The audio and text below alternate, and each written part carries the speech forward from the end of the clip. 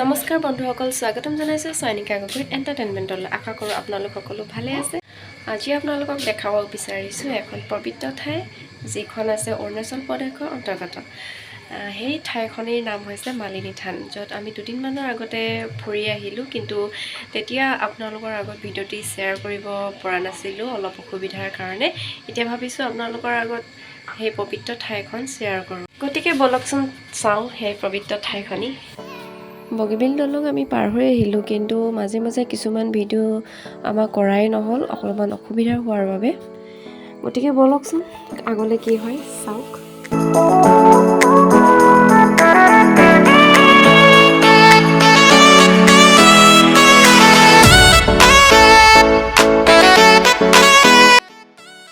এতিয়া পাইছোঁহি, আপোনালোকে দেখিছে ইমান ধুনীয়া প্ৰাকৃতিক দৃশ্য, ইমান ধুনীয়াকৈ ওলাই আছে।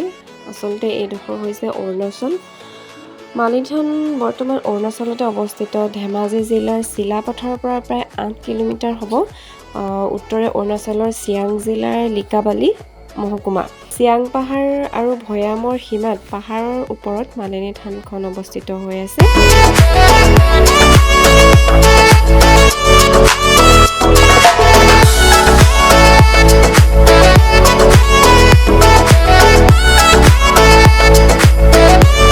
এতিয়া আমি পালোহি অৰুণাচলৰ মেইন গেট, য'ত আমি অৰুণাচললৈ সোমাই যাম। কিন্তু ৰাস্তা এডোখৰ বহুত বেয়া আৰু ডাৱৰীয়া বতৰ আছিল, আৰু ৰাস্তাটো বহুত নলা টাইপৰ আছিলে, হয়তো সেইকাৰণে পানীবোৰ ক'লৈ যাব পৰা নাই, জাম হৈ গ'ল। এতিয়া আমি অৰুণাচলত সোমাই চিধা যাম লিকাবালি। গতিকে চাই থাকক আগলৈ ভিডিঅ'টো।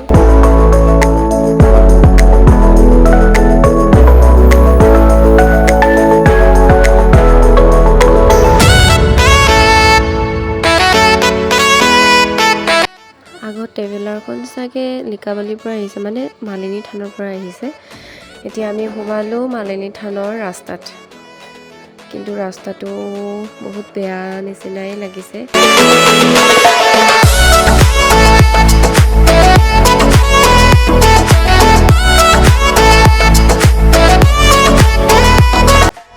এতিয়া আমি ৰাইট চাইডে সোমাই যাম। চাইনবোৰ্ড এখন আছিলে, কিন্তু আমি দেখিলোঁ, কিন্তু ভালকৈ ভিডিঅ'ত দেখাব নোৱাৰিলোঁ। মালিনী থান বুলি এনেকৈ কাৰ্চিন দিয়া আছে। এতিয়া গৈ আছোঁ, মালিনী থান পাম এতিয়া। সম্পূৰ্ণ ভিডিঅ'খনকে চাই থাকক।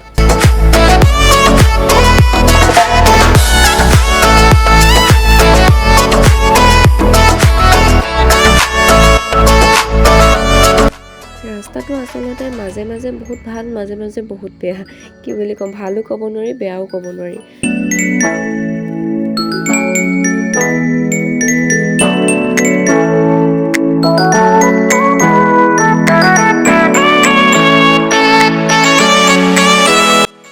এখন পাই গ'লোহি মালিনী থান গেট।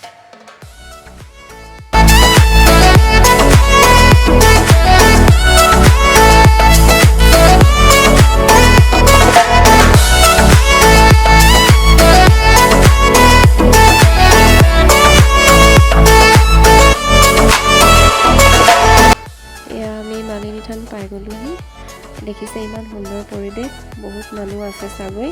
আৰু আমি গৈছিলোঁ, যোনদিনাখন গৈছিলোঁ ছানডে আছিল, হয়তো ছানডেত বহুত ভিৰ হয়, কাৰণ বহুত মানুহ ফ্ৰী পাই ফুৰিব যায় ফেমিলিৰ লগত। প্ৰথমে গৈ আমি টিকেটটো কাটি ল'লোঁ, আৰু মালিনী থানলৈ সোমোৱাৰ আগত টিকেট চেক কৰে। টিকেটটো কাটি লৈয়ে মই কাপোৰ চেঞ্জ কৰি ল'লোঁ এখন ছাইডৰ দোকান এখনতে, কাৰণ মই জিন্স পিন্ধি গৈছিলোঁ বাইকত যোৱাৰ বাবে, আৰু জিন্স পিন্ধি যিকোনো এখন পবিত্ৰ ঠাইত সোমাবলৈ নিজৰো কিবা ভাল নালাগে ন, সেইকাৰণে মই কাপোৰ এযোৰ লৈ গৈছিলোঁ। এতিয়া কাপোৰ সলাই মেলি ধূপ চাকি প্ৰসাদ লৈ মালিনী থানলৈ সোমাই যাব লৈছোঁ। গতিকে চাই থাকক ভিডিঅ'টি কোনো স্কিপ নকৰাকৈ।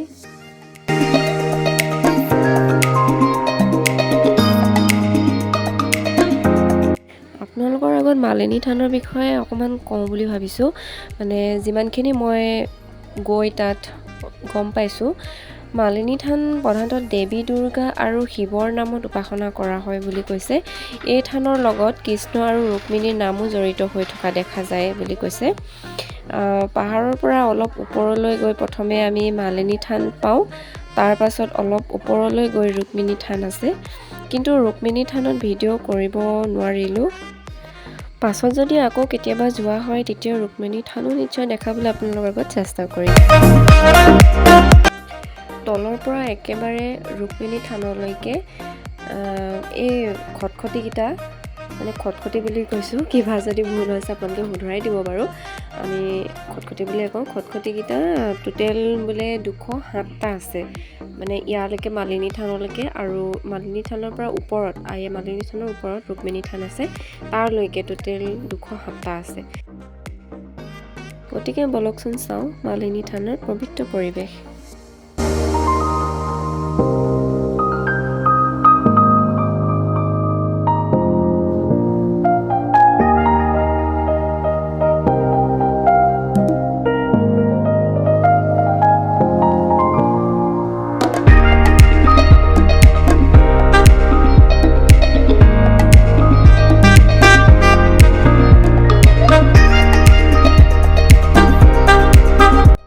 ভালদৰে সম্পূৰ্ণকৈ আপোনালোকক দেখাই ল'লোঁ মালিনী থানখন, আৰু অলপ ছাইডৰ পৰা দেখাইছোঁ। আৰু চাবচোন তললৈ চাই দিলে ইমান ওপৰত থকা নিচিনা লাগে।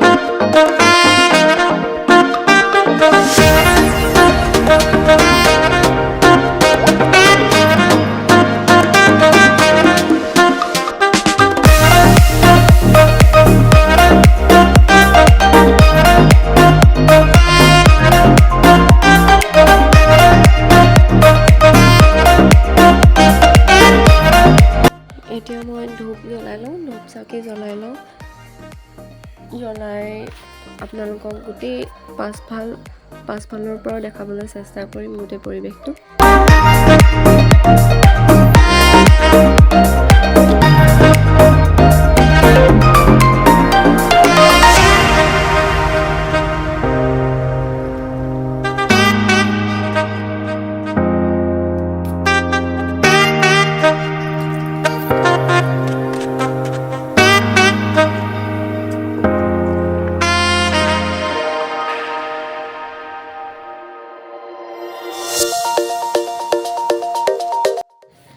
এতিয়াতো ৰিলছৰ ছিজন ন, সেইকাৰণে ৰিলছ এটাও বনাই দিলোঁ আৰু সৰু সুৰাকৈ, ভালদৰে নাজানো তথাপিও চেষ্টা কৰিলোঁ।